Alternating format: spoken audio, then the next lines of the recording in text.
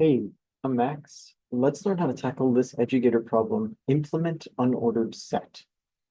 Now, I'm going to be honest, in my eyes, this is probably the hardest problem in this chapter of sets and maps. So if you haven't looked at my previous videos or the other problems in this chapter, I recommend you go check those out. Some of them are more so implementation, but a lot of them also detail about some of the smaller concepts of this implementation that you might want to be a little bit more familiar with, because this problem really requires you to understand the hashing process and everything that comes with it in the use of a hash table pretty thoroughly.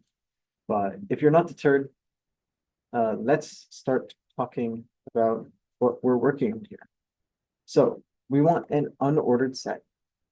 And the set supports the following functions. So you can insert something into a set, returns true if the element is not in the set, and if it is in the set, return false.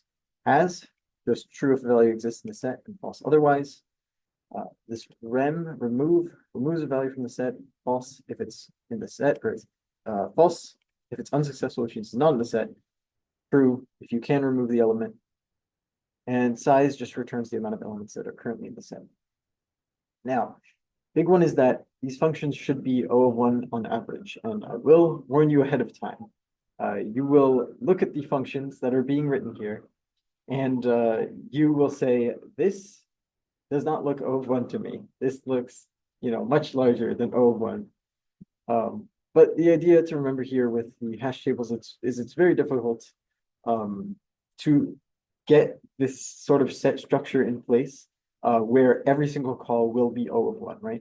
We write these things in a certain way in terms of collision addressing and whatnot, collision resolution, so that on average, our operations will be O of 1. So we're going to be following pretty closely with one of the collision resolution methods that we mentioned in class. So there's two follow-ups here. One idea, if you're making this, right, is you just make a very big table. I'm not sure if they bound the inputs. They don't, the numbers that are input. But you make a very big table and you just throw everything into that table. We're not going to be doing that. We're going to actually try this ladder approach where we have that smaller table, and then when it hits a certain capacity, a certain load factor, it will double in size, and it'll keep doing that to accommodate for the needs of the input. And then here's a follow-up regarding separate chaining and open addressing. So we talked about separate chaining, we talked about open addressing, linear probing in the mod set video, I believe. And if you stay till the end of the video, I'll actually show a solution from another TA, Matthew de Guzman, the author of this problem, who I believe wrote a linear probing solution for this question as well. So it's a bit more complicated than what happened in mod set. I'll talk about that later, but I'll show that one at the end. We're going to use separate chaining though for this solution here. I think it's a little bit simpler, and again, we already have a solution for open addressing. And again, what that entails. So I guess, yeah, let's talk about what all of our functions should do. So first, maybe before we talk about the functions, let's talk about what needs to be stored in the class. So inherently, how things are going to be stored is we're going to have a vector, right? And the vector will have a bunch of slots, right? Say this is of size S.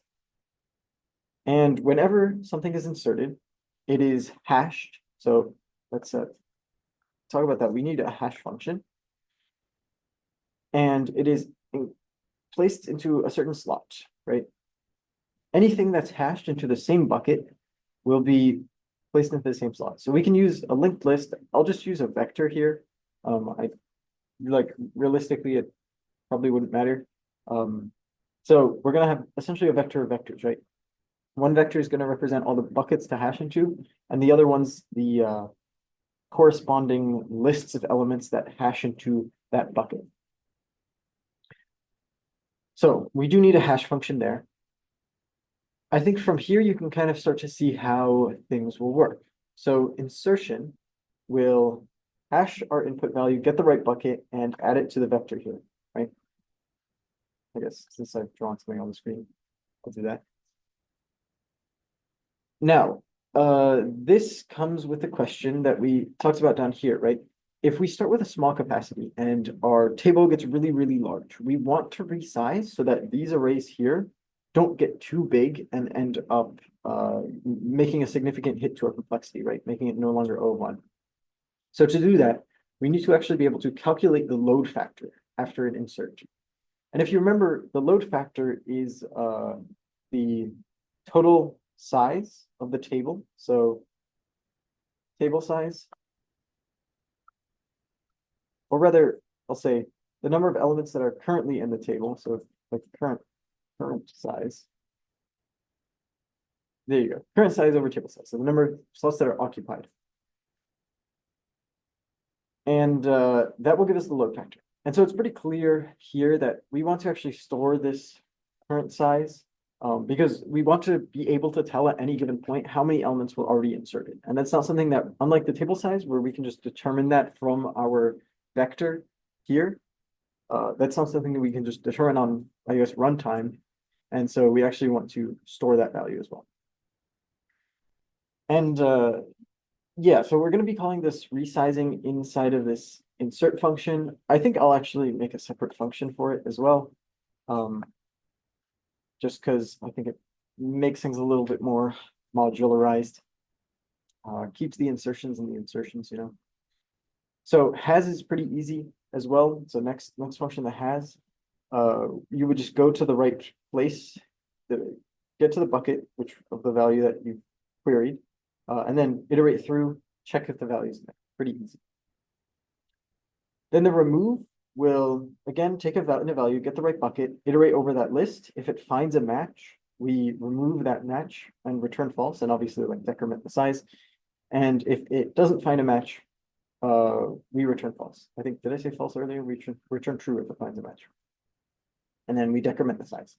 We won't have to worry about resizing on a remove, because if you think about this formula, right? If this formula was less than a certain value or like, what is it called?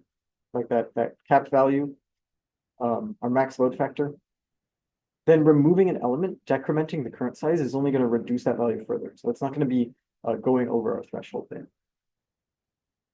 And so I guess the only thing left to talk about is what we want to do for our hash function.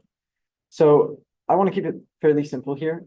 There's basically a few things we have to address. So one is, if you look here, right, we're getting positive and negative numbers, any integer. So we want to take any integer and transform it into the range like 0 through the size of our table, right? Say we start with like 128 or something like that, right? And so a lot of times we see like a mod table size for a simple example. Just a mod table size wouldn't work. I think the second most simplest thing is just to do like absolute value mod table size. I think honestly that's easy enough. That's going to be O of 1. We'll say that distributes values evenly enough across the table for our purposes, and it's also going to be deterministic. So anything that's passed in multiple times will always give us the same bucket. So those are the good properties of a hash function. So we know we can use that one, and it's I think simple enough to implement here. All right. With all of that being said, let's get into the coding. Let me clear everything here. Actually, maybe should I keep it around? Maybe. Might as well, right? No one's reading this. All right. Let's start with the private variables here. So let's start with the attributes. We obviously need our table, right? So like I said, I'll have a vector of vectors of ints, and I'll just call table. Let's make sure that I include vector and namespace. Wonderful. And like I said, I also want to store the current size.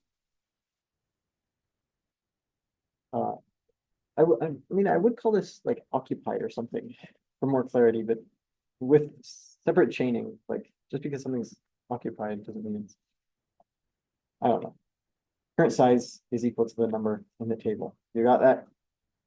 I feel like you can conflate it with table size though. I'm gonna make this clear. Inserted vowels. There you go. Yeah, we'll do that. So when we create this set initially, we'll make the table a 2D vector of size 128. I don't know. I think powers of two to me feel like something that I should be doing. Can't give you the reason why.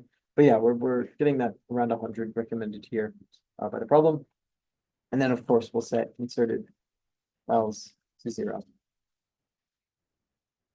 All right. Let's write our hash function before we do anything else, because a lot of these will require the hash. So val, this will just return absolute value of the value, mod table size, so table size. There we go. So insert. This is kind of our hardest one here, I think, but let's start with it. So print index equals hash value. So let's hash the value. And let's get the vector that corresponds with the bucket, right? So we'll say table of index, right? So we've hashed the value, gotten it the corresponding index, and then we grab out of this 2D vector the corresponding like chain essentially. So then we will iterate through the chain. So let's say int I in target. We want to make sure that there's no matches, right? So if at any point a value is equal to the value we're trying to insert, essentially if the value we're trying to insert has already been put in the table, we will just return false, right? That is an unsuccessful insertion. Let me scroll up here. Ugh, it's a little disorienting. Otherwise return false. So if it's not in the set, this is where things get interesting. So here we want to, we'll say table index dot push back val. So we're going to insert it if we haven't already found it. Now, return true is good, but we need to make sure that we're doing, oh man, the indentation is weird on this. Fix it real quick. But before we return true, we need to make sure that we update the table size and check the load factor, right? So since we've just pushed a value, we have to inserted, what is the thing, what did I call it? Inserted vals.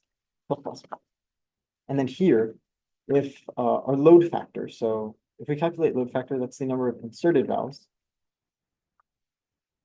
We're going to be doing division, so I want to cast this to a double, like so. And then we divide by table.size. So, and then we'll say if this is, we'll say our threshold is 0.75. So if this is greater than or equal to 0.75 after we insert, then we, let's again do a separate resize function. So we'll just call a resize. So yeah, let's write that resize function.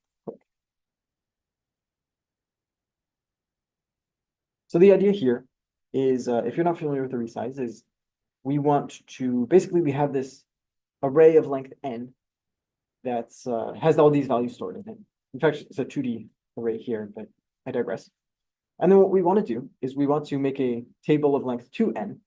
Again, the 2 is subjective, but here we're going to be doubling the size. And we take all the values from that original table and throw them into the new table. So obviously, if we're updating the table, first thing we should probably do is store the old tables so we can get the values out of them. So let's store the old table like so. And then we're going to set the table to be equal to a vector int with size table.size times 2, or now doubling its size. Unfortunately, again, when we set it to a new vector, that will remove all the elements out of it. So what we have to do is we then have to iterate through the old table. So vector int v in the old table, and then through each of these chains. Well, it's on v. We'll just call our insert function, frankly. This insert function here, because it does all of that nice work for us. We insert I into, and that's automatically going to be inserted into the table variable, which we've updated. Now, one thing to note here is that this will be incrementing our inserted vals. So we effectively, since this has no values at the start, we have to pretend at that moment, I guess we're not pretending, at that moment, there is no values in the table, and this will build back up that inserted vals val. Make sense? Cool. Another thing I want to do real quick is this can just go. There you go. That will that will solve that one for us. But yeah, that should be resizing working, hopefully. Let's talk about has. So has is pretty easy, especially compared to what we did here. It's frankly very similar. So actually, I'll copy this code over.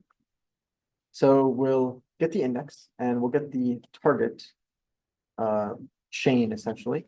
And we know that if val is in the set, it must be in the array that has this hash value. So we know it's going to be in this target chain. And we kind of flip the script here, right? Here, if we find the value, we return true. And if we don't find the value, we return false. And that's all there is to it. Now remove. Remove will work sort of like a reverse insert, maybe.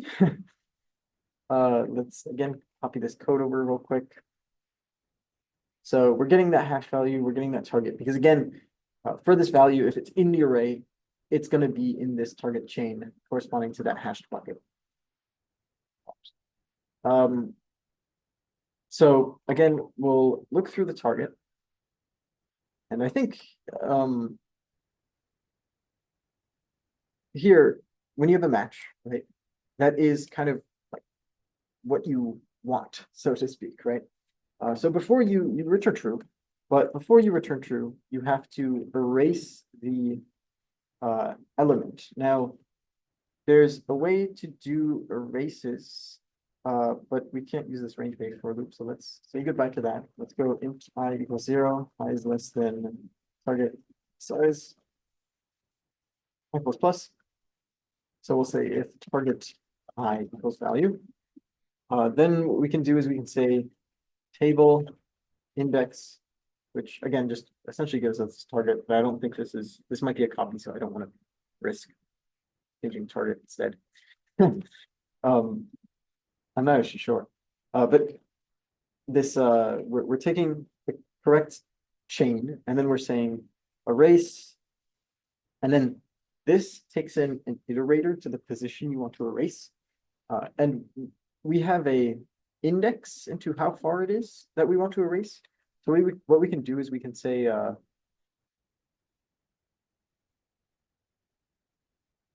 we really need all that preamble? Whatever. Table index dot begin plus I. So basically, if you don't remember, begin is an iterator pointing to the very start, essentially index 0 of this chain. And then if we add I, the number of times we've iterated to find that matching element, it will move that iterator over that many times. So that will be iterator will be pointing to the element we want to remove, and we can just call erase with it. All right, wonderful. And then obviously we do also have to decrement the table size, or the inserted vals. Minus vals. Anything else here? So then obviously if we iterate through this target array and we can't find a match, then we return false because there's no value to remove. All right, I feel like I'm forgetting something here, but let's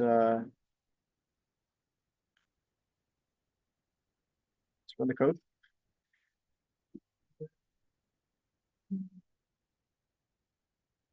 Looks like we've got an infinite loading, but I'm willing to bet that's educator rather than my code. Let's refresh.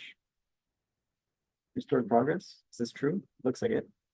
Let's run the code. Okay. you can see that we seem to get the correct output here. So let's submit. There's a lot of test cases here. Again, we don't want them to take too long. All right, yeah. These two are long test cases. But yeah, there we go.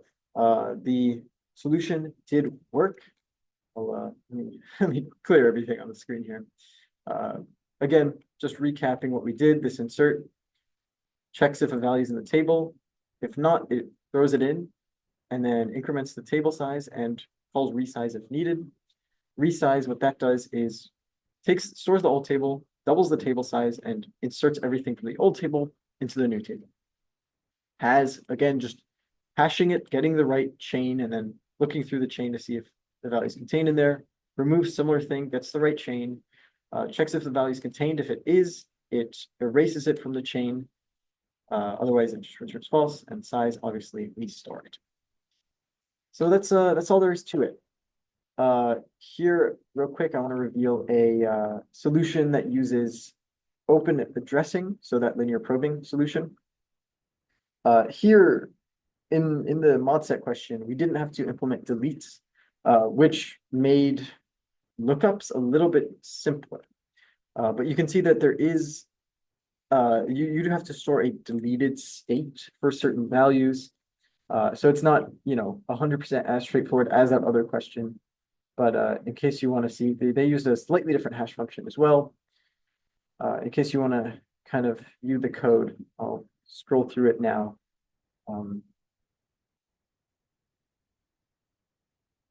You can see similar things like resizing in the insert function. But obviously the logic to find values is just going to be different because we have this open addressing instead of separate chaining, which makes it, I think, a bit wordier, but it's definitely not impossible to realize what's happening. It's if you've seen mod set, this kind of should look familiar. You're getting a starting index, and then you're essentially looking through the table and incrementing that index, essentially going around, and if you reach your start index, you break. But otherwise, you're looking around the table to find the value that you've like inserted. So instead of, I guess, looking up a chain, you're looking around the table, if that makes any sense. But anyway, here's a perhaps a little bit simpler solution for you if you want to use this one instead. But yeah, hopefully that was helpful. I think this is a cool problem, albeit fairly difficult, but hopefully it was rewardingly difficult. And with that being said, if you have any questions, feel free to DM any of the TAs on Slack, and I'll see you in the next video.